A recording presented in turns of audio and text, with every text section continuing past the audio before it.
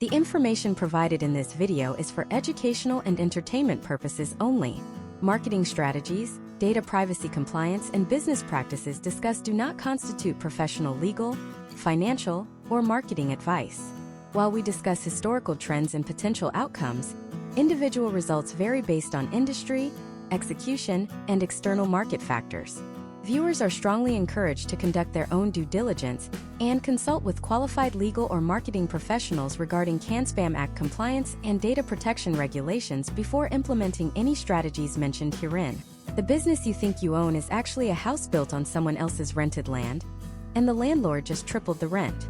If your primary way of reaching your customers is through a social media platform, you are currently operating at the mercy of an algorithm that changes without warning, a feed that prioritizes controversy over your content, and a platform that forces you to pay for the privilege of talking to the people who already followed you. Historical trends show that organic reach on major social platforms has plummeted to less than 5% for most small businesses. This means that for every 100 people who raise their hand and say they want to hear from you, 95 of them are being intentionally walled off from your message. This is the social media death trap, and it is the single greatest risk to the stability of U.S. small businesses today. However, there is a silent powerhouse that has outlived every social media trend of the last 40 years. It is a channel where you own the data, you control the timing, and you dictate the narrative. While social media is a digital billboard on a busy highway, email is a private conversation in your customer's living room.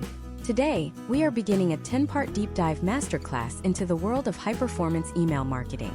We are going to solve the problem of unpredictable revenue and customer ghosting by building an owned asset that produces results year after year, regardless of what happens in Silicon Valley. To understand why email remains the undisputed king of digital marketing for small businesses in the United States, we have to look at the historical data. According to the Data and Marketing Association, the average return on investment for email marketing is roughly $36 for every single dollar spent. In some sectors like retail or e-commerce, that number climbs as high as $45. Compare that to the rising costs of digital advertising, where customer acquisition costs have surged by over 60% in the last 5 years. Small businesses can no longer afford to simply buy their way into the lives of their customers. You have to earn your way in, and once you are in, you must protect that access. This masterclass is designed to move you away from the era of the email blast. The concept of blasting your list is a relic of the early 2000s that now leads directly to the spam folder. Instead, we are focusing on the permission economy. When a customer gives you their email address, they are not just giving you a string of characters. They are granting you a digital key to their most personal professional space. If you abuse that key, you lose it forever. A critical component of this foundation, especially for businesses operating within the United States, is the legal framework known as the CAN-SPAM Act. Many small business owners treat email marketing like a digital Wild West, but the Federal Trade Commission takes these regulations very seriously. Potential outcomes for non-compliance can include fines that exceed $50,000 per individual email sent. This is not meant to scare you, but to highlight the importance of professional standards. To be compliant and to build trust, your emails must follow a specific set of rules that we will be weaving through this entire series. First, you must never use deceptive subject lines. If your subject line says you are giving away a free gift, but the body of the email is a hard sales pitch for a $3,000 service, you are violating federal law and destroying your brand's integrity. Second, you must provide a clear and conspicuous way for recipients to opt out. An unsubscribe link is not a sign of failure. It is a vital tool for keeping your list healthy and your reputation intact. Third, and perhaps most overlooked by home-based U.S. businesses, you must include a physical postal address in your emails. This transparency is what separates a professional American business from a fly-by-night operation. Beyond the legalities, we have to address the shift in consumer psychology as we move deeper into 2026. The average U.S. consumer is bombarded with over 120 business emails every single day. Their brain has developed a highly sophisticated filter for identifying and deleting junk. If your email looks like an advertisement, sounds like an advertisement, and offers the same generic discounts as everyone else, it will be deleted before it is even opened. The goal of this masterclass is to teach you how to become the email that your customers actually look forward to receiving. We do this by focusing on value-led sequences rather than transaction-led blasts. Think of your email list as a bank account. Every time you send a helpful tip, a case study, or a piece of industry insight, you are making a deposit. Every time you ask for a sale, you are making a withdrawal. If you try to make a withdrawal without having enough deposits, your relationship will go into overdraft, and your emails will be marked as spam. We also need to discuss the technical reality of deliverability. Just because you hit send does not mean your email was delivered. The world of internet service providers like Gmail, Outlook, and Yahoo has become increasingly aggressive in how they filter incoming mail. They look at your sender reputation, which is a score based on how many people open your emails, how many people delete them without opening, and how many people mark them as spam. If your engagement rates are low, the providers will start sending your emails directly to the promotions tab or worse, the spam folder. This creates a death spiral where your emails aren't seen, which lowers your engagement, which further hurts your reputation. In this deep dive, we are going to explore the technical foundations of SPF, DKIM, and MARC records. These might sound like complex technical jargon, but for a small business owner, they are the digital equivalent of a verified identity. They tell the receiving servers that you are exactly who you say you are, which drastically increases the likelihood that your message lands in the primary inbox.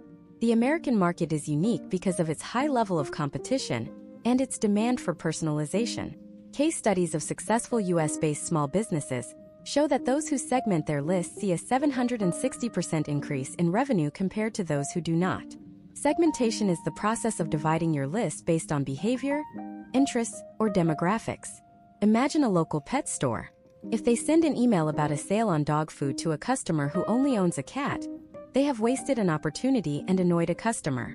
By using the data you collect to speak specifically to the needs of each individual, you transform your marketing from a nuisance into a service. Over the next 9 parts of this masterclass, we will move from these foundational theories into the granular step-by-step tactics of building your list from zero, crafting subject lines that demand to be clicked, and setting up automated systems that sell for you while you sleep. We are building a system that turns strangers into subscribers, subscribers into customers, and customers into brand advocates. This is not about a quick fix. It is about the long-term health of your business. We are going to ensure that you never have to worry about an algorithm change again, because you will have a direct line of communication to the people who matter most, your customers. Building a high-performance email list is not about collecting a massive database of disinterested names. It is about curating a group of highly qualified leads who have explicitly asked for your expertise. In the 2026 landscape of U.S. small business, the generic "join our newsletter" call to action is effectively dead. Historical trends show that conversion rates for these vague invitations have dropped to near zero, because consumers are more protective of their digital privacy than ever before. To bypass this resistance, you must offer an ethical bribe, commonly known in marketing circles as a lead magnet. This is a specific, high-value asset that you exchange for a name and an email address. Imagine if a local landscape designer in Phoenix, Arizona, named David, spent $5,000 on social media ads to drive traffic to his website. If his website only features a Contact Us button, he might convert 2% of that traffic into direct inquiries. The other 98% of those visitors leave and never return, meaning David effectively threw $4,900 into a digital void. Now imagine if David replaced that static contact page with a highly targeted lead magnet titled the 2026 Desert Proof Yard. 5 native plants that slash your water bill by 40%. Suddenly, David is not just asking for a sale, he is providing a solution to a specific pain point relevant to his geographic area. Potential outcomes of this shift include an increase in lead capture from 2% to 15 or even 20%. David is no longer just a contractor. He is a trusted advisor who has entered the customer's world by solving a problem before money even changes hands. The first step in creating a lead magnet that actually converts in 2026 is ensuring it solves a bleeding neck problem. This is a problem that your customer feels urgently and needs to resolve quickly. If you run a small accounting firm in Chicago, a generic tax tips PDF is too broad. However, a step-by-step guide on the 3 most overlooked deductions for Illinois freelancers in 2026 is hyper-specific. Specificity creates the perception of high value. Your lead magnet should be something that can be consumed in under 10 minutes, but provides a win that lasts much longer. This could be a checklist, a cheat sheet, a short video masterclass, or a calculator. Historical trends in U.S. consumer behavior indicate that interactive lead magnets, such as quizzes, have some of the highest conversion rates. A potential outcome of using a quiz, like which home office setup fits your productivity style, is that it allows the business to segment the subscriber from the very first interaction. You are not just getting an email, you are getting data on their specific needs. Once you have identified your lead magnet, you must optimize your opt-in forms. In 2026, the friction between a visitor and your sign-up form is the primary reason lists fail to grow. Case studies of top-performing American e-commerce brands show that reducing the number of required fields on a form can increase sign-ups by up to 50%. While you might want to know their phone number, their job title, and their physical address, every extra field you add is a barrier. For most small businesses, asking for only the first name and the email address is the optimal balance between personalization and efficiency. Furthermore, the placement of these forms is critical. You should utilize what is known as the feature box at the top of your homepage, a pop-up with exit intent technology that triggers only when a user is about to leave the site, and a dedicated landing page. A dedicated landing page is a single web page with one goal: to get the user to sign up for the lead magnet. There are no navigation bars, no links to other pages, and no distractions. The structure of a high-converting landing page for a U.S. audience follows a proven psychological framework. It starts with a headline that focuses on the primary benefit. For example, a small fitness studio in Austin might use the headline, "Burn 300 calories in 20 minutes without a gym membership." Below the headline, you use a subheadline that clarifies the offer, such as "Get our 2026 home workout blueprint for busy professionals." This is followed by 3 to 5 bullet points that highlight the specific outcomes the user can expect. Finally, you use a high-contrast call-to-action button with action-oriented text. Instead of saying "Submit," the button should say "Send me the blueprint." Let us look at a case study of a fictional but representative character named Sarah, who runs an artisanal bakery in Seattle. Sarah struggled to compete with larger grocery chains until she implemented a localized email strategy.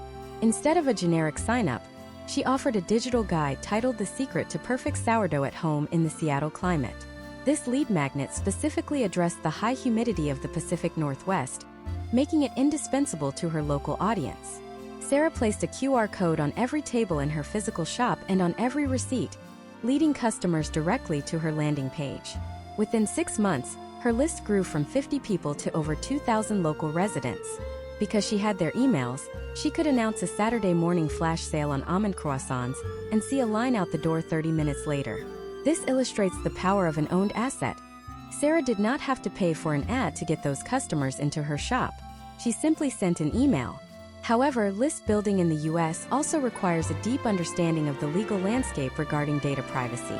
While the CAN-SPAM Act provides federal guidelines, many small businesses are now navigating state-specific laws like the California Consumer Privacy Act or CCPA. Even if your business is based in Florida, if you have subscribers in California, you may be subject to these regulations. This means your opt-in process must be transparent. You should include a link to your privacy policy and a clear statement about how often the subscriber will hear from you. Historical trends show that being upfront about your frequency actually increases the quality of your list. If you tell people you send one high-value email per week, the people who sign up are actually looking for that weekly update, which leads to higher open rates and fewer spam complaints. Another critical element of list building is the concept of social proof. In 2026, American consumers are naturally skeptical of marketing claims. To overcome this, your opt-in forms and landing pages should showcase that others have already found value in your content. This can be as simple as a line of text saying "Join over 5,000 U.S. small business owners who receive our weekly insights," or a brief testimonial from a current subscriber. If you are just starting and do not have 5,000 subscribers, focus on the quality of the feedback you have received. A single quote from a customer saying "This newsletter changed how I view my business finances" is more powerful than a large, anonymous number. As you build this list, you must also prepare for the technical reality of the double opt-in. A double opt-in is when a subscriber enters their email and then must click a confirmation link in their inbox to be officially added. While this adds a layer of friction, it is a best practice for maintaining a healthy sender reputation.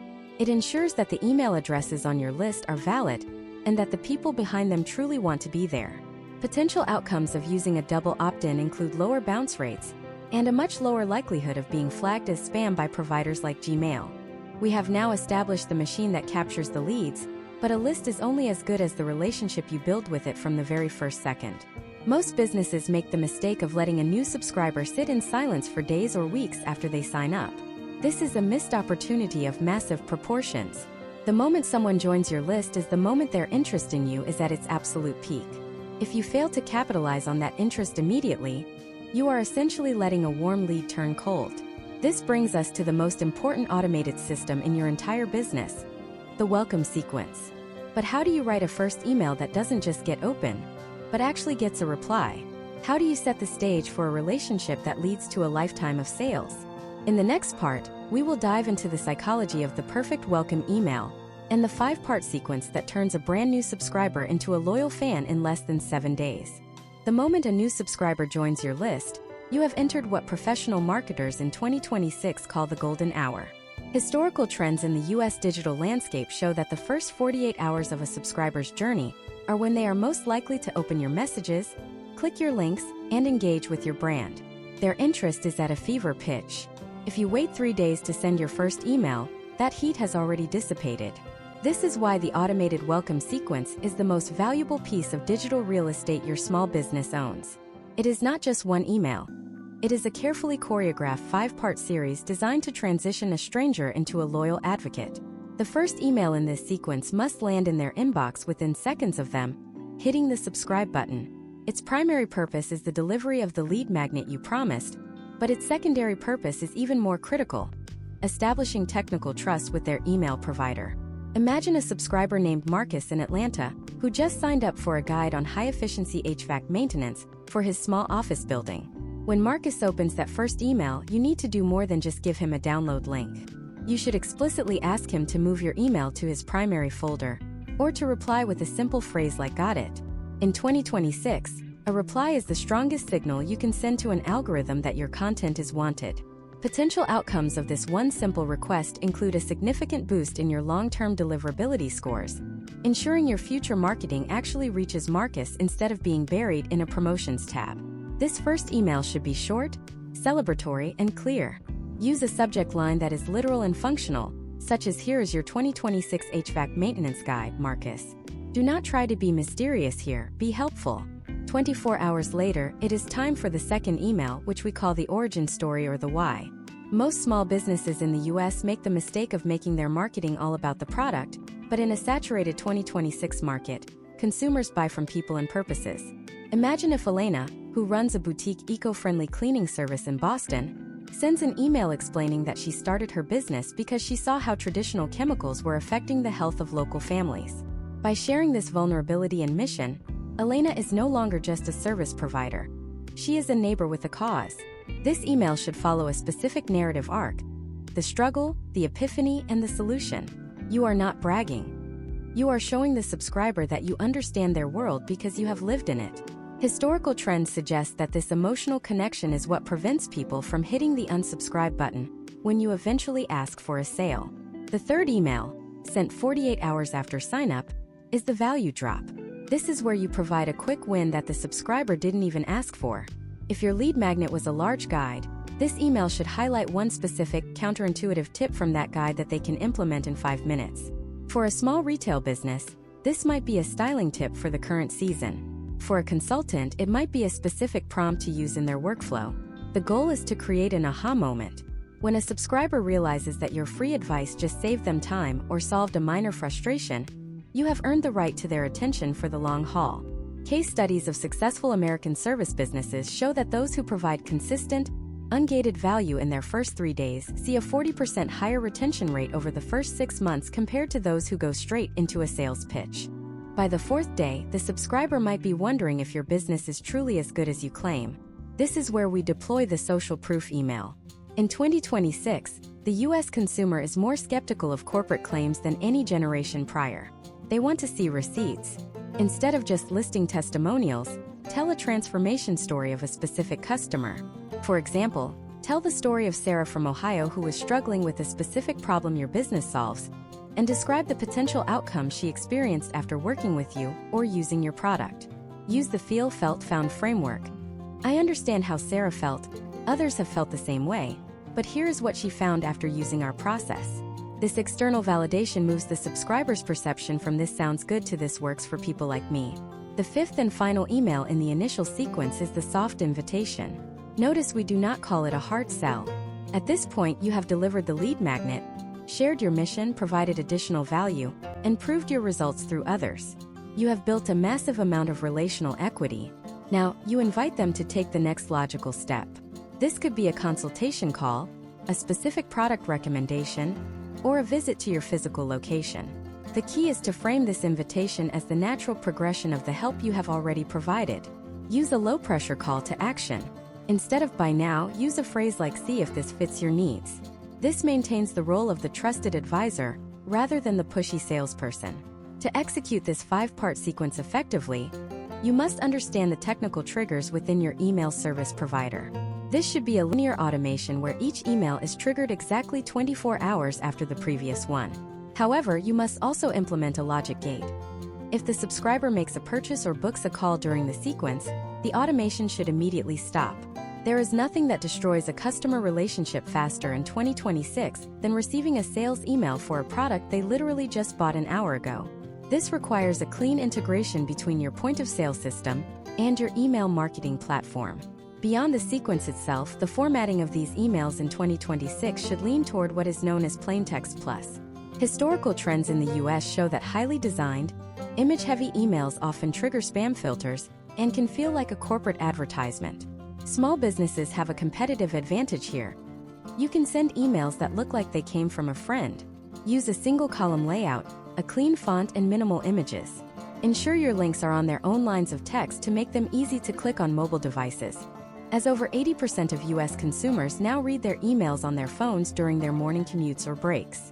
As you build out this 5-part welcome series, you are constructing a silent sales force that works 24 hours a day, 7 days a week, regardless of your personal schedule. It ensures that every single lead who enters your orbit receives a world-class introduction to your brand.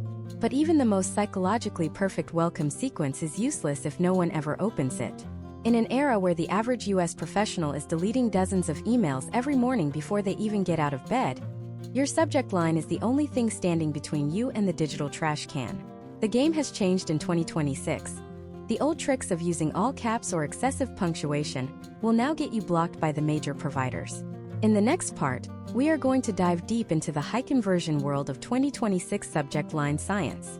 We will explore the exact words that trigger curiosity, the length requirements for the latest mobile displays, and a secret technique called the pre-header hack that can double your open rates overnight.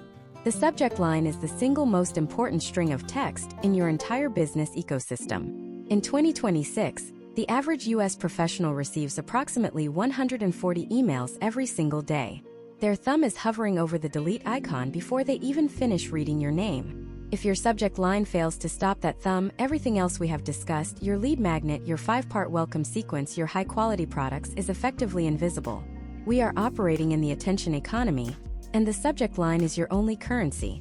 Historical trends indicate that as AI-generated spam has flooded the digital landscape, human-to-human curiosity has become the most powerful lever for high open rates. To understand the psychology of a click, we have to look at the concept of the curiosity gap. This is the space between what a person knows and what they want to know. Imagine if a local independent bookstore owner in Portland, Oregon, named Chloe, sends an email with the subject line "July newsletter." This provides zero curiosity. The recipient knows exactly what is inside: a list of books and perhaps a discount code. Now, imagine if Chloe changes that subject line to "the one book that changed my mind about 2026. Suddenly, there is a gap. The recipient thinks, "What book? Why did her mind change?" Chloe has created an open loop in the reader's brain that can only be closed by opening the email. Potential outcomes of this shift in strategy often include a 30 to 50% increase in unique open rates within the first 90 days of implementation. However, the subject line does not work alone. We must discuss the secret weapon of the 2026 inbox: the pre-header hack. The pre-header is the short snippet of text that appears immediately after the subject line in most mobile and desktop email clients. For most small businesses, this is wasted space. It often defaults to text like "view in browser" or "having trouble reading this email." This is a massive tactical error. In 2026, the pre-header should be treated as a secondary subject line that provides a 1-2 punch. If your subject line is the hook, the pre-header is the bait. For example, if your subject line is "I have a confession to make," your pre-header should not be a repeat of that sentiment. Instead, it should say, "And it involves the future of our small shop in Austin." This creates a narrative flow that is nearly impossible for a curious human to ignore. Step by step, the pre-header hack works like this. First, you must ensure your email service provider allows you to customize this specific field. In your editor, look for a box labeled Preview Text or Pre-header. Second, you want to keep this text between 80 and 100 characters. Any longer and it will be cut off on most mobile devices. Third, you must ensure it complements the subject line without giving away the ending. Case studies of successful US-based service providers show that using the pre-header to ask a follow-up question is one of the most effective ways to drive engagement. If the subject line is "Your 2026 tax strategy is missing something," the pre-header could be "Most Chicago entrepreneurs are overpaying by $4,000. This provides a specific, high-stakes reason to click. This brings us to the technical constraints of the mobile-first era. In 2026, over 85% of your audience in the United States is opening your email on a smartphone. This means you have a very limited amount of horizontal space. Historical trends suggest that subject lines between 30 and 40 characters perform best. If your subject line is too long, the most important words might be truncated. You must place your most impactful, high-value words at the very beginning of the sentence. Instead of writing why you should consider our new organic gardening service, you should write organic garden secrets inside. By front-loading the value, you ensure that even the busiest user sees the benefit immediately. We also need to address the shift in the use of personalization. In the early 2020s, putting a first name in a subject line was a revolutionary tactic. In 2026, it is often viewed as a marker of a generic, automated marketing blast. When a subscriber sees "Hey Marcus, we have a deal for you," their internal spam filter often triggers because they know a computer generated that message. To use personalization effectively today, you must use contextual data. Imagine a character named David who runs a boutique fitness studio in Denver. Instead of a subject line that says, "David, come back to the gym," a high-performance subject line would be, "Your Tuesday morning 6 a.m. spot is still open." This shows the customer that you are paying attention to their specific habits and needs, which builds trust rather than skepticism. Another highly effective strategy for 2026 is the ultra-short subject line. This is a pattern interrupt. When an inbox is full of long, descriptive, and desperate-sounding subject lines, a one- or two-word subject line stands out like a beacon.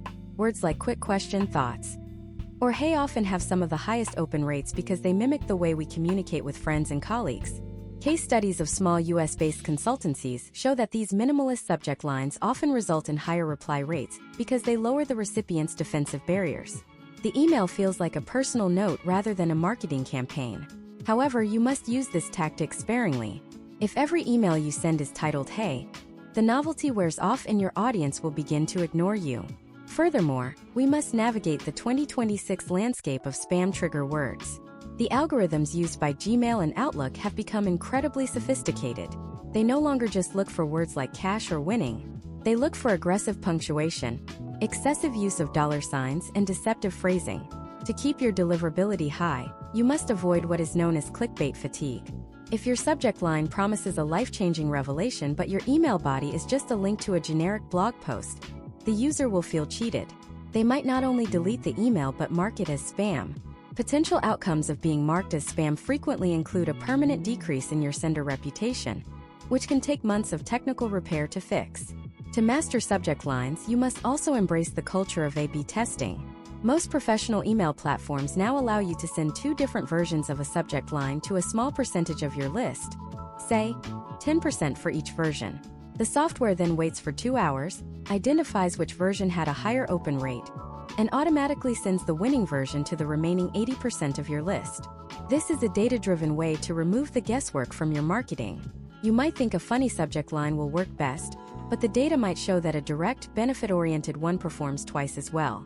In the US market, where preferences can vary wildly between regions and industries, A/B testing is the only way to ensure you are maximizing your reach. We have now covered the hook and the bait that gets people into the room. You have the technical knowledge to bypass the delete button, and the psychological insights to create an open loop. But once they click, the real work begins. If your subject line is a promise, your email body is the delivery. Most small business owners freeze up when it comes to the actual writing of the email. They worry about being too pushy, too boring, or too long-winded. In the next part, we are going to break down the actual anatomy of a high-conversion email body. We will discuss the 2026 Rule of One, the secret to writing for the skimmer, and a specific storytelling framework that makes people feel like they know, like, and trust you before they even finish the third paragraph. We are moving from getting attention to building a connection that converts. The moment that subscriber clicks your subject line, a silent countdown begins. In the fast-paced digital environment of 2026, you have approximately 5 to 8 seconds to prove that their attention was well invested. If they see a dense wall of text or a confusing layout, they will retreat to the safety of their inbox faster than you can say click-through rate. To combat this, high-performance email writers for U.S. small businesses rely on the Rule of One. This rule dictates that every single email you send must have one primary idea, one specific person you are speaking to, and one clear call to action. When you try to do too much, you end up doing nothing at all. Imagine a small business owner named Michael, who runs a specialty coffee roastery in Nashville. Michael is excited because it is Monday morning and he has 3 things to tell his list. He wants to announce a new light roast from Ethiopia, invite people to a cupping event on Friday, and ask them to leave a review on his Google business profile. If Michael puts all 3 of these requests into one email, he creates a phenomenon known as decision fatigue. Historical trends in consumer psychology suggest that when presented with too many options, the human brain often chooses none of them.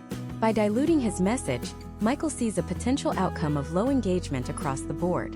If instead, Michael sends one focused email about the Ethiopian roast with a single link to purchase, the clarity of the message drives the action. The other 2 topics can and should be saved for separate, dedicated emails later in the week. To master the internal anatomy of your email, you must write for the skimmer. In 2026, very few people read every word of an email from top to bottom. Instead, they scan in an F pattern, looking for keywords, bolded text, and links. This means your formatting is just as important as your prose. Your paragraph should rarely exceed 3 sentences. White space is your best friend. It gives the reader's eyes a place to rest, and makes the content feel approachable rather than a chore. Use bullet points to break down complex information, and bold key phrases that convey the core message. If someone only reads the bolded text in your email, they should still understand the primary value proposition. This structural approach respects the subscriber's time and increases the likelihood that they will actually reach your call to action. Let us look at a specific storytelling framework that is dominating the U.S. market in 2026, the hook bridge offer sequence. This isn't about writing a novel. It is about creating a relatable context for your business. The hook is a single sentence that mirrors the reader's current reality. For instance, a character named Jessica who runs a mobile pet grooming service in Miami might start an email with, "It was 95 degrees yesterday, and Buster the golden retriever looked like he was wearing a fur coat in a sauna." This immediate, sensory image grabs the reader's attention. The bridge then connects that story to the service. We see so many local pups struggling with the humidity, which is why we developed our summer de-shedding treatment. Finally, the offer provides the solution. Click here to grab one of our 5 remaining slots for this weekend. By wrapping the sales message in a story, Jessica moves from being a solicitor to a problem solver. The psychology of the call to action, or CTA, has also evolved significantly. The days of generic buttons that say click here or buy now are over. In 2026, the most effective CTAs are benefit-oriented and specific. They answer the subconscious question, what happens exactly after I click this? Instead of a button that says submit, a high-converting email for a boutique fitness studio in San Diego might use a link that says start my 7-day trial. This uses active verbs and sets a clear expectation. Furthermore, you should place your CTA in multiple locations. A common mistake is placing the link only at the very bottom. You should include a hyperlinked text version early in the email for those who are already convinced, a prominent button in the middle for the skimmers, and a final link in the postscript for those who need the full context. Speaking of the postscript, the PS is the second most read part of any email, right after the subject line. Historical trends show that many users will scroll directly to the bottom to see how the email ends before deciding if the middle is worth reading. This makes the PS prime real estate for a final nudge or a sense of urgency. You can use this space to restate the primary benefit, address a common objection, or highlight a deadline. For example, PS. Our early bird pricing for the 2026 marketing workshop expires at midnight tonight. If you want to save $200 on your ticket, you can secure your spot right here. This captures the attention of the chronic scroller and gives them a reason to act immediately. Case studies of US-based service providers emphasize the importance of the internal tone. In 2026, the trend is moving away from corporate speak and toward a conversational one-to-one vibe. You should write your emails as if you are sending a note to a single friend. Use words like you and I rather than we and our customers. This subtle shift in language builds a sense of intimacy and trust. When people feel like they are hearing from a real person, they are much more likely to engage. If you are struggling with this, try reading your email draft out loud. If it sounds like something you would never say in a real conversation at a local coffee shop, go back and simplify the language. Another critical element is the use of images. While we mentioned earlier that plain text emails have high deliverability, strategic use of visuals can be powerful. However, in 2026, you must assume that images might not load by default in every inbox. This means your email must make sense even if the pictures are missing. Always use descriptive alt text for your images. Instead of leaving the image properties blank, write something like photo of our new organic lavender soap. This way, the reader still gets the context even if the visual doesn't render. Furthermore, avoid using one giant image as your entire email. This is a red flag for spam filters and is completely inaccessible for users with visual impairments who rely on screen readers. To truly excel in the US market, you must also consider the timing of your delivery. While there is no universal best time to send, historical data suggests that for B2B businesses, Tuesday and Thursday mornings around 10 o'clock local time often see the highest engagement. For B2C retail businesses, Sunday evenings are becoming a powerhouse for sales as people prepare for the week ahead. However, the true secret is consistency. If you decide to send a weekly newsletter, send it at the same time every week. This trains your audience to expect your content, turning your email into a scheduled appointment rather than an unexpected interruption. You now have the framework for an email body that captures attention, tells a compelling story, and drives specific actions. You know how to format for the skimmer and how to use the PS to catch the scrollers. But even the best written email in the world is a failure if it is sent to the wrong person. Sending a promotion for cat food to a dog owner is the fastest way to lose a subscriber's trust. The true power of email marketing in 2026 lies in the ability to slice and dice your list so that every message feels like it was custom-built for the recipient. In the next part, we are going to dive into the high-level world of segmentation and tagging.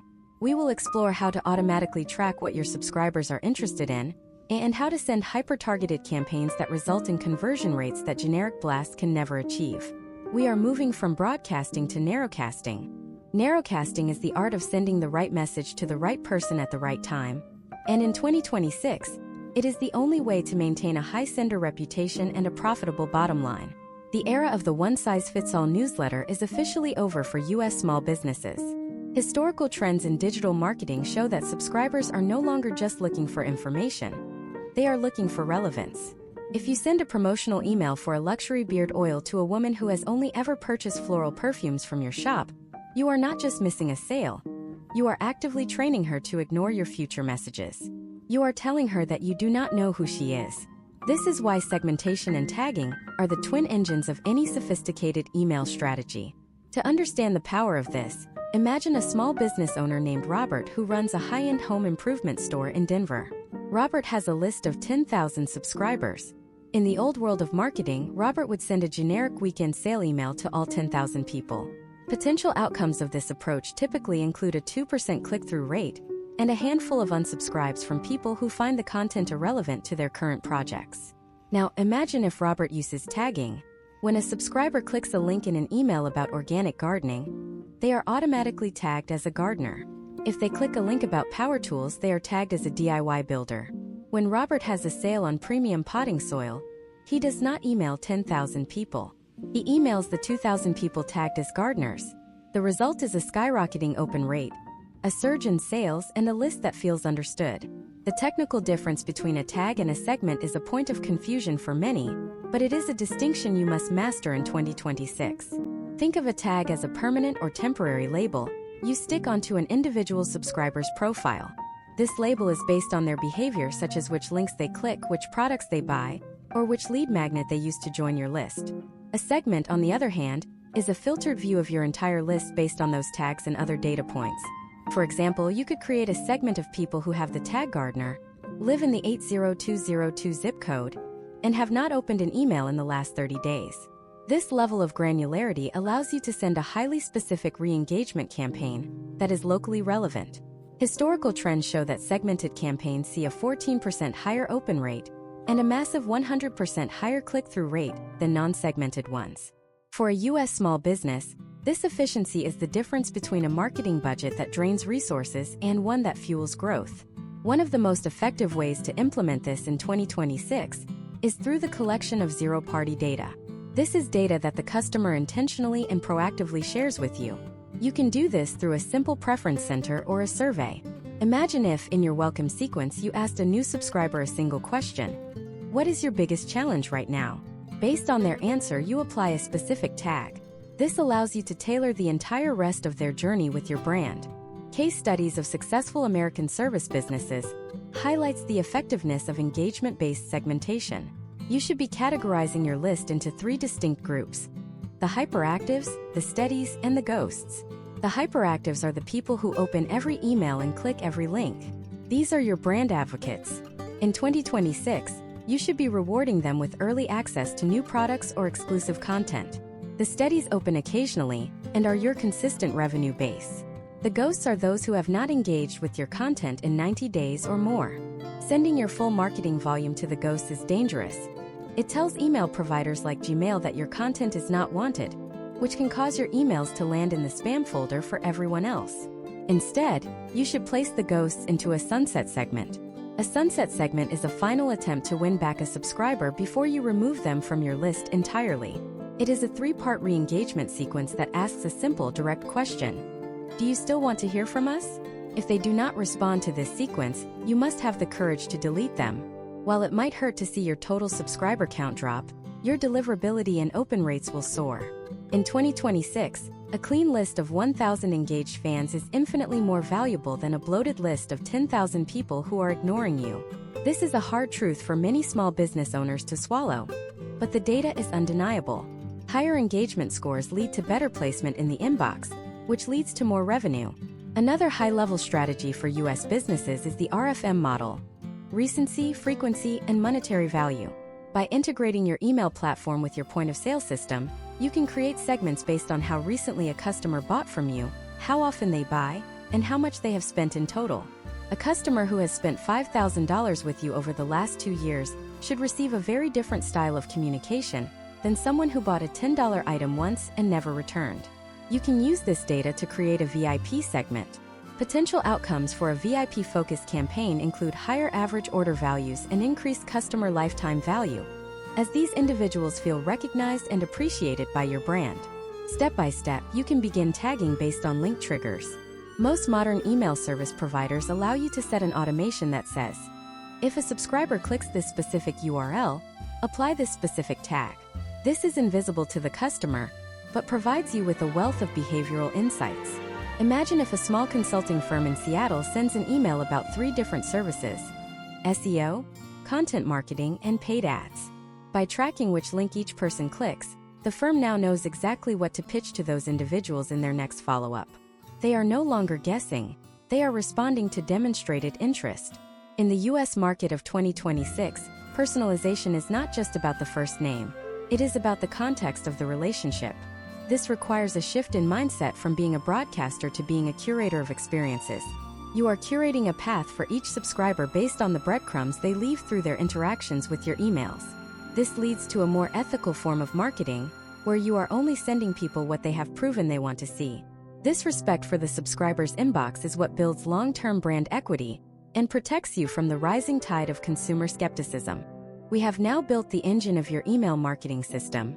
You have a list-building machine, a welcome sequence that builds trust, subject lines that earn clicks, and a segmentation strategy that ensures relevance.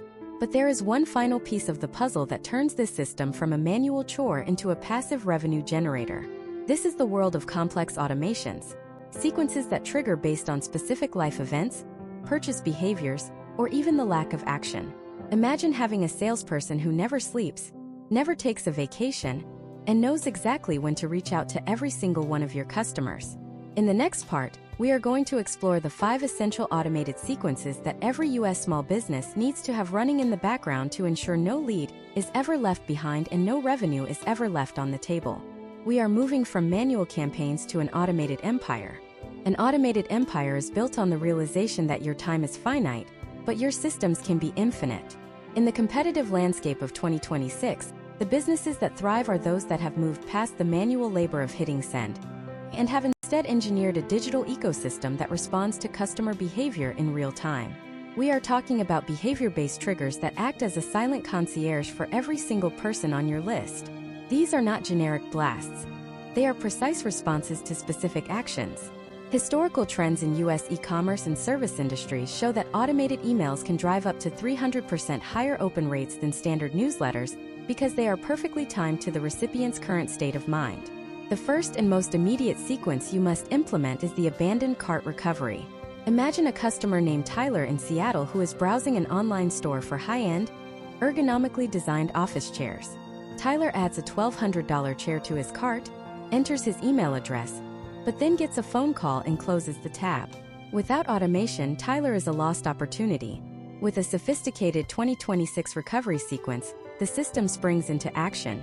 The first email should trigger exactly 1 hour after the abandonment. Historical data suggests that an hour is the sweet spot. It is long enough not to feel invasive but short enough that the product is still fresh in Tyler's mind. This email should not be a hard sell. It should be a helpful reminder with a subject line like "Did life get in the way?" or "You left something behind." It should feature a high-quality image of the exact chair Tyler was looking at and a clear, direct link back to his saved cart. If Tyler doesn't complete the purchase, the second email in the sequence should trigger 24 hours later. This is where we pivot from a reminder to social proof. Instead of just asking Tyler to buy, we show him a case study of another customer, perhaps a software engineer in Austin, who eliminated their back pain after switching to this specific chair. We are answering the unspoken question: is this actually worth the investment? The potential outcomes of adding this layer of validation are significant, as it addresses buyer hesitation with real-world evidence. If there is still no movement, a final email triggers at the 48-hour mark. In 2026, many U.S. businesses use this final touch to offer a limited-time incentive, such as a free shipping upgrade or a small discount, framed as a courtesy to help him finalize his decision. This three-part sequence is responsible for recovering up to 15 to 25% of lost revenue for small businesses that implement it correctly. Moving beyond the transaction, we have the post-purchase education and cross-sell sequence. Most businesses make the mistake of going silent the moment a credit card is processed. This is a massive tactical error. The period immediately following a purchase is when a customer is most engaged with your brand. Imagine a character named Maria in Dallas who just purchased a professional-grade espresso machine from a local kitchenware boutique. Instead of a generic receipt, Maria receives a series of 3 emails over the next week. The first email, arriving immediately, is a video guide on how to calibrate her new machine for the perfect shot. The second email, sent 3 days later, provides a list of the 3 best local coffee roasters that offer beans compatible with her equipment. This is pure value. By the third email, sent 7 days post-purchase, Maria has developed a deep trust in this boutique. When this third email suggests a high-quality milk frother or a set of double-walled glass mugs that complement her machine, she is far more likely to buy. This is how you increase customer lifetime value without ever feeling like a pushy salesperson. The third essential automation is the browse abandonment sequence. This is the sophisticated cousin of the abandoned cart. It triggers when a subscriber who is already on your list looks at a specific product category or service page multiple times, but never adds anything to their cart. In 2026, this requires a delicate touch to avoid appearing like Big Brother. If a subscriber named Jackson is repeatedly looking at the commercial painting services page of a local contractor's website, an automated email can be sent 24 hours later with the subject line "A few ideas for your next commercial project." This email doesn't say "I saw you looking at our site." Instead, it provides a case study of a recent commercial project the contractor completed, detailing the timeline, the potential outcomes, and the specific paints used. It provides the information Jackson was clearly looking for without making him feel watched. This subtle alignment of content with interest is what separates modern marketing from old-school noise. Fourth, we must address the win-back or re-engagement sequence. We touched on the concept of sunsetting subscribers earlier, but the win-back sequence is the proactive attempt to prevent that. Historical trends show that it is 5 to 10 times more expensive to acquire a new customer than it is to keep an existing one. If a customer has not made a purchase or opened an email in 60 or 90 days, they should be automatically entered into a win-back flow. This is where you can be a bit more direct. A subject line like "It has been a while, Maria," or "We miss you in Chicago" can work well. This sequence should offer a significant piece of value or a personalized recommendation based on their past behavior. You are essentially reminding them why they liked your brand in the first place. If they still do not engage after 3 emails, the system should automatically move them to the sunset segment for eventual removal, protecting your sender reputation. The 5th and final sequence is the milestone or anniversary automation. In an increasingly automated and AI-driven world, the U.S. consumer in 2026 craves a human touch. An automated email sent on a subscriber's birthday or on the 1-year anniversary of their first purchase with your business can have a profound impact on brand loyalty. This shouldn't be a generic template. It should feel like a personal note. For example, a small pet boutique could send an email on the anniversary of a customer's first order, thanking them for being part of the community and perhaps offering a small gift for their pet. These small, thoughtful interactions build a moat around your business that competitors cannot easily cross. To implement these 5 sequences, you need to ensure your email service provider is deeply integrated with your website and your CRM. Each sequence relies on data points, actions taken or not taken, to function. This is why the setup phase is the most critical. You must map out the customer journey for each of these scenarios. What is the trigger? What is the delay between emails? What is the goal of each message? When you have these 5 sequences running, you have created a self-healing and self-growing business. You are recovering lost sales, increasing the value of existing customers, and protecting your list from decay, all while you are focused on the day-to-day operations of your U.S. small business. But even with the world's most advanced automation, your emails are only as good as the list they are sent to. We have talked about how to build a list and how to nurture it, but we haven't talked about the invisible forces that can destroy your hard work from the inside out. In 2026, the technical side of email marketing has become a minefield of privacy regulations, deliverability updates, and algorithmic filters. If you do not understand how to monitor the health of your list and how to navigate the evolving standards of providers like Gmail and Outlook, your automated empire could be sending messages straight into a black hole. In the next part, we are going to peel back the curtain on the high-level technical health of your email marketing. We will discuss the specific metrics that actually matter, how to read a deliverability report, and the one technical mistake that causes most small business emails to be blocked before they even reach the server. We are going to ensure your messages actually land where they belong, in front of your customers. The digital gatekeepers of the inbox in 2026 are no longer simple filters looking for words like free or winner. They are sophisticated artificial intelligence systems that analyze the relationship between the sender and the recipient with surgical precision. When you click send on a campaign, your email doesn't travel in a straight line to your customer's screen. It enters a high-stakes sorting facility managed by giants like Google, Microsoft, and Yahoo. If these facilities do not recognize your digital credentials, they don't just move your email to the spam folder. They refuse to accept it at the server level. This is known as a server-side block, and it is the primary reason why even the most beautifully designed emails often fail to produce results.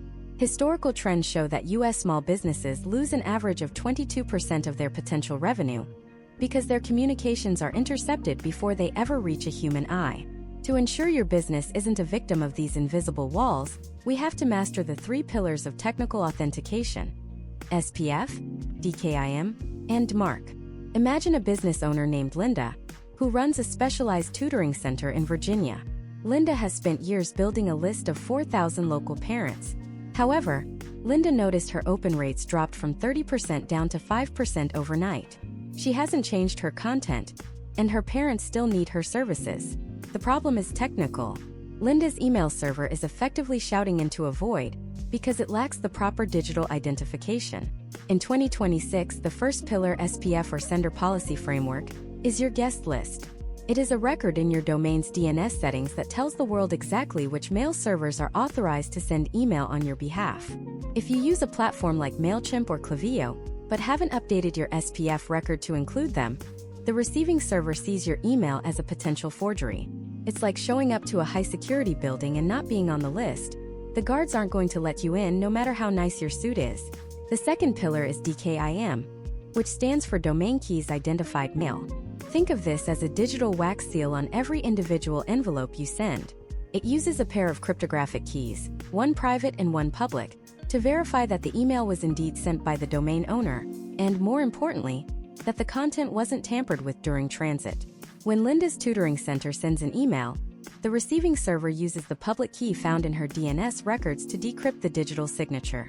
If the keys match, the seal is intact. If they don't, the server assumes the email has been hijacked and discards it.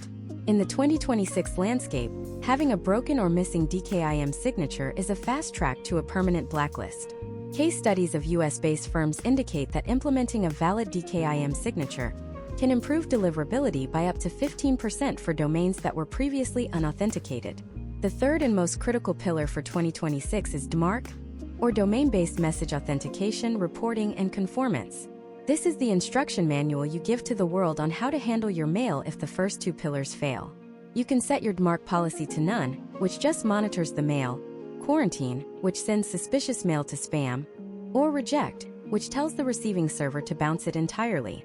For a small business in the United States, a DMARC policy of P equals quarantine or P equals reject is now the industry standard. This prevents bad actors from spoofing your email address to send phishing attacks to your customers. If Linda doesn't have a DMARC policy, a hacker could send a fake invoice to her parents using her exact email address. This doesn't just hurt the parents, it destroys Linda's brand reputation and her sender score. Potential outcomes of a properly configured DMARC policy include a significant increase in trust from major ISPs, who are much more likely to deliver mail from a domain that takes security seriously. Once your authentication is in place, you must turn your attention to your sender reputation, which is essentially the credit score of your email domain. Every time you send an email, the major providers record how the recipient reacts. Do they open it? Do they click a link? Or do they delete it without looking? Worse yet, do they mark it as spam? In 2026, your reputation is calculated on two levels: your domain reputation and your IP reputation. If you are using a shared IP through a common email provider, you are sharing a reputation with other businesses. This is why list hygiene is not just a suggestion, it is a survival tactic. If the person on the other side of the shared IP is sending low-quality content, it can drag down your deliverability as well. However, in 2026, domain reputation is the more weighted factor. This means your reputation follows you, even if you switch email providers. To maintain a high reputation, you must perform regular list scrubbing. Imagine if a character named Robert, who owns a high-end furniture shop in Chicago, has a list of 10,000 people, but 3,000 of them haven't opened an email in over a year. These are known as zombie subscribers. Some of these accounts might have been abandoned and turned into spam traps by providers like Yahoo or Outlook.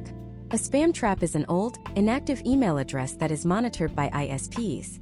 Since a real person isn't using it, the only way to send mail to it is if you aren't practicing good list hygiene. If Robert hits a spam trap, his sender score will plummet, and his emails to his actual, paying customers will start landing in the junk folder. This is why we recommend a sunset policy every 90 days. If someone hasn't engaged with your brand in 3 months, they are a liability. Removing them doesn't shrink your business. It protects your ability to communicate with the people who actually want to buy from you. Furthermore, we must address the 2026 shift in how we measure success. Historical trends show that traditional open rates have become an unreliable metric due to privacy updates like Apple's Mail Privacy Protection. These systems often preload images in the background, making it look like every user opened the email even if they never saw it. To truly gauge the health of your list, you must focus on the click-to-open rate and, more importantly, the reply rate. In 2026, a reply is the ultimate signal of quality. When a customer in Los Angeles replies to your email with a question or a comment, it tells Gmail that you are providing high-value, human-to-human content. This moves you to the top of the priority list. Encourage these interactions by asking open-ended questions in your campaigns. Instead of just sending a link, ask, "What do you think about this new design?" Potential outcomes of a high reply rate include nearly perfect deliverability to the primary inbox. You should also be monitoring your technical stats through free tools like Google Postmaster Tools. This dashboard gives you a direct look at how Google views your domain. It shows you your spam complaint rate, your authentication success, and your encryption levels. For a US small business, keeping your spam complaint rate below 0.1% is non-negotiable. That is one complaint for every 1,000 emails sent. If you hit 0.3%, you are in the danger zone. This is why your unsubscribe link must be easy to find. If a customer wants to leave your list and they can't find the link, they will hit the spam button instead. The spam button is a permanent stain on your reputation. An unsubscribe is just a natural part of the marketing lifecycle. We have now covered the invisible infrastructure that allows your business to exist. In the next part, we are going to dive into the specific content strategies that drive high-ticket sales without ever sounding like a salesperson. We will explore the educational bridge technique, the seasonal surge strategy, and how to create a content calendar that keeps your audience addicted to your insights. We are moving from technical survival to creative dominance. Creative dominance in the 2026 US market begins with the realization that your email is not a digital flyer. It is a premium publication that your customers should feel privileged to receive. To achieve this, we must master the educational bridge technique. This is a psychological framework that shifts the perception of your business from a vendor to an essential resource. In an era where consumers are bombarded with thousands of marketing messages daily, the educational bridge works by solving a micro-problem for the subscriber before ever asking for a transaction. Imagine if a character named Emily, who owns a boutique indoor plant shop in Denver, Colorado, wants to increase her sales of premium organic fertilizer. If Emily sends an email titled 20% off fertilizer, she is competing on price and will likely see mediocre open rates. However, if she uses the educational bridge, her subject line becomes the real reason your fiddle leaf fig is dropping leaves.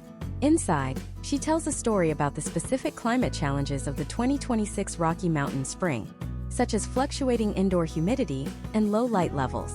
She provides a 3-step DIY checklist for diagnosing nutrient deficiencies. Only after providing this immense value does she bridge to her product, explaining that while the checklist helps, her specific organic fertilizer blend provides the exact micronutrients needed for recovery. Historical trends in the U.S. retail sector show that this value-first approach can lead to a significant increase in conversion rates because the purchase feels like the logical conclusion of an educational journey, rather than a response to a sales pitch. To implement the educational bridge in your own small business, follow these 4 steps. Step 1 is identifying the symptom. Do not talk about your product. Talk about the problem your customer is currently feeling.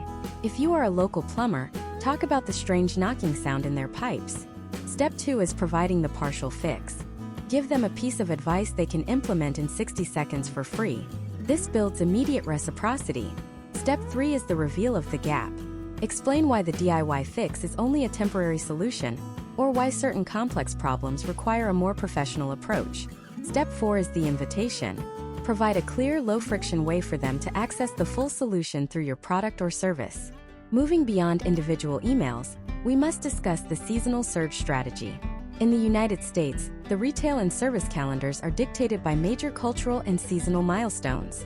However, by 2026, the traditional approach of only emailing on Black Friday or July 4th has become too crowded. To stand out, you must create anticipation weeks in advance.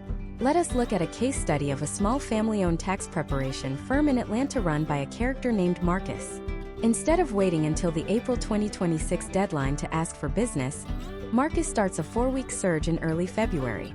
Week 1 is the awareness phase, where he sends an email titled "The 2026 Tax Law Changes You Missed." Week 2 is the value phase, offering a free downloadable spreadsheet for tracking home office deductions. Week 3 is the scarcity phase, where he announces that he is only accepting 50 new clients this year to ensure premium service. Week 4 is the action phase, where he opens his calendar. Potential outcomes of this preheat strategy include a fully booked calendar before the busy season even begins, allowing Marcus to operate with higher margins and less stress. The foundation of this creative dominance is a consistent 2026 content calendar. Many small business owners fail at email marketing because they only send when they have a sale or when they remember to. This inconsistency trains your audience to ignore you. A high-performance calendar for a U.S. business should follow an 80-20 rule. 80% of your content should be purely educational, entertaining, or inspirational, and only 20% should be promotional. For most small businesses, a twice-weekly cadence is the optimal balance. On Tuesdays, send a curation email. This is where you find 3 interesting articles, videos, or news items related to your industry and summarize why they matter to your audience. This positions you as an expert who is at the forefront of your field without requiring you to write 1,000 words of original content every week. On Thursdays, send your original insight, a case study, or a behind-the-scenes look at your business. Behind-the-scenes content has become a massive driver of loyalty in the 2026 American economy. People want to buy from people, not faceless entities. Show the process of how your products are made, introduce your team members, or share a mistake your business made and how you fixed it. This vulnerability creates a human connection that an algorithm can never replicate. If you are a small construction firm in Ohio, show a time-lapse of a project or explain why you chose a specific sustainable material over a cheaper alternative. This transparency justifies your pricing and builds a narrative that your customers can support. Furthermore, we must address the psychology of addictive content through the use of open loops and serialized content. An open loop is a storytelling device where you start a story in one email, but don't finish it until the next. Imagine if you are a consultant and you send an email about a massive project that almost failed. You describe the tension, the stakes, and the mistake that was made, but you end the email with, "In my next message on Thursday, I will show you the one unconventional move that saved the entire project and doubled our client's revenue." This creates a psychological itch that the subscriber must scratch by opening your next email. Historical trends show that serialized email sequences have 40% higher open rates than disconnected, one-off messages. To stay organized, your content calendar should be mapped out at least 90 days in advance.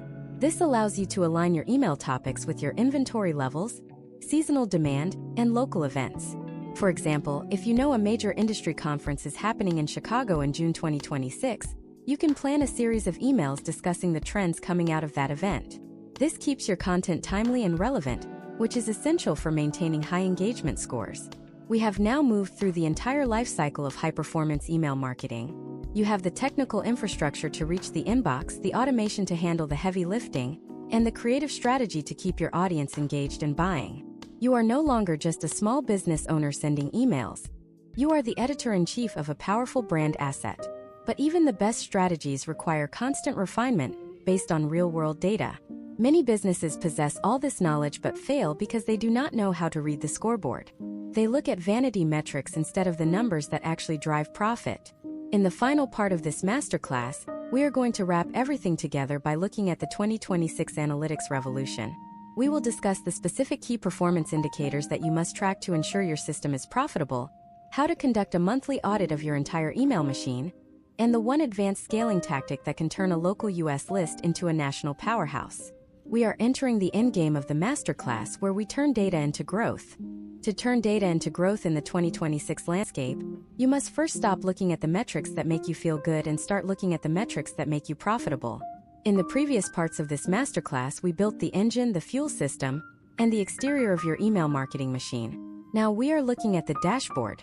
Historical trends show that the most common reason small businesses in the United States fail with email is not a lack of creativity, but a lack of clarity regarding their numbers.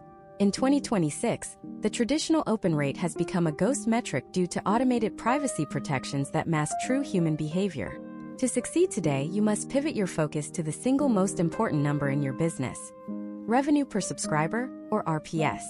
Imagine if a business owner named Nathan, who operates a boutique coffee subscription service based in Seattle, is celebrating because his weekly newsletter has a 40% open rate.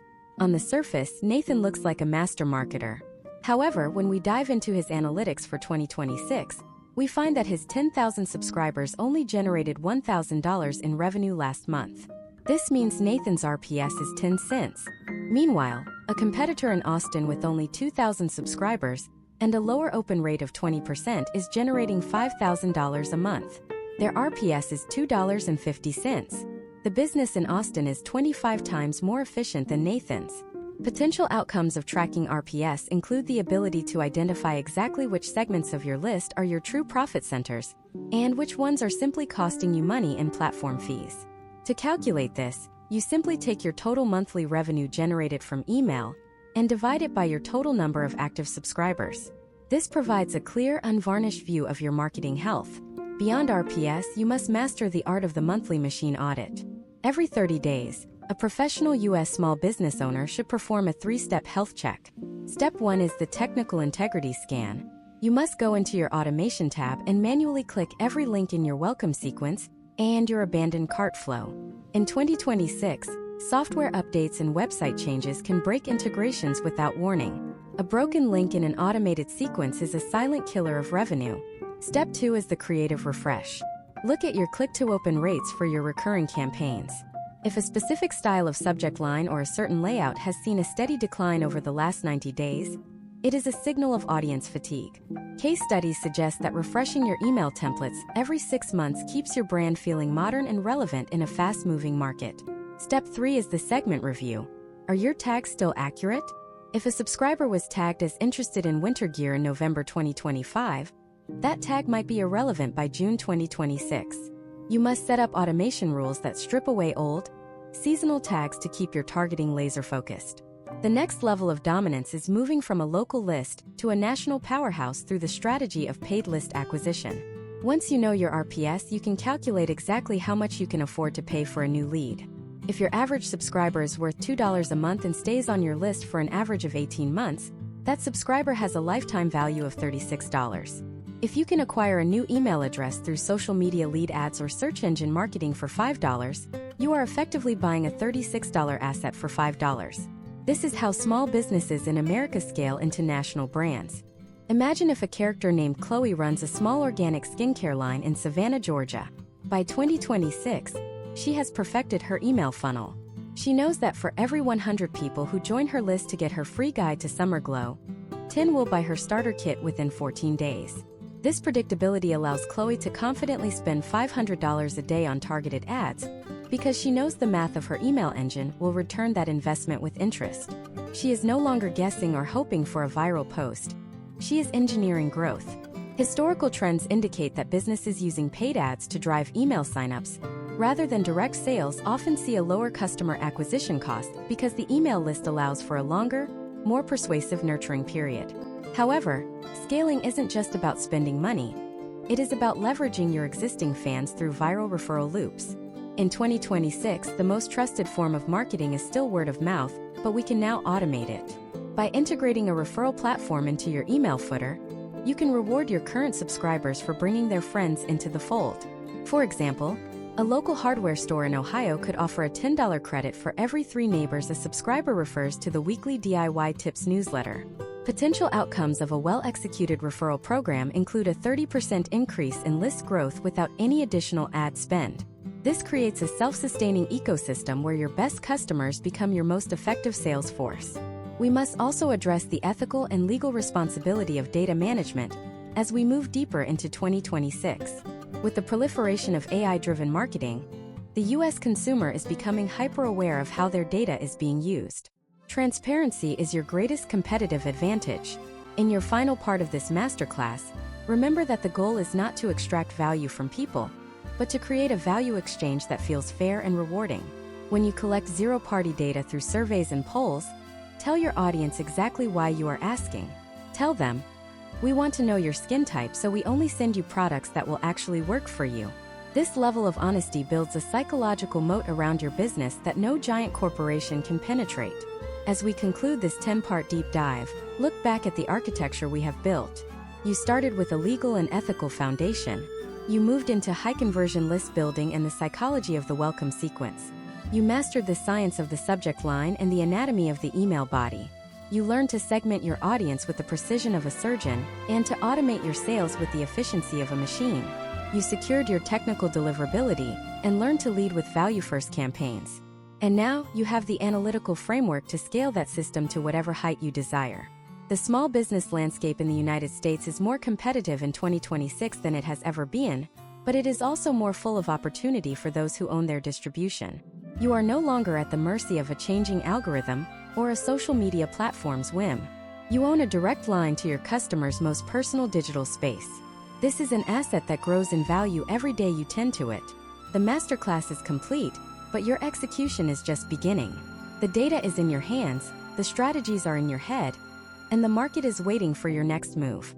Now that you have the full blueprint for a high-performance email machine, the most critical next step is ensuring your technical foundation is actually solid before you start scaling.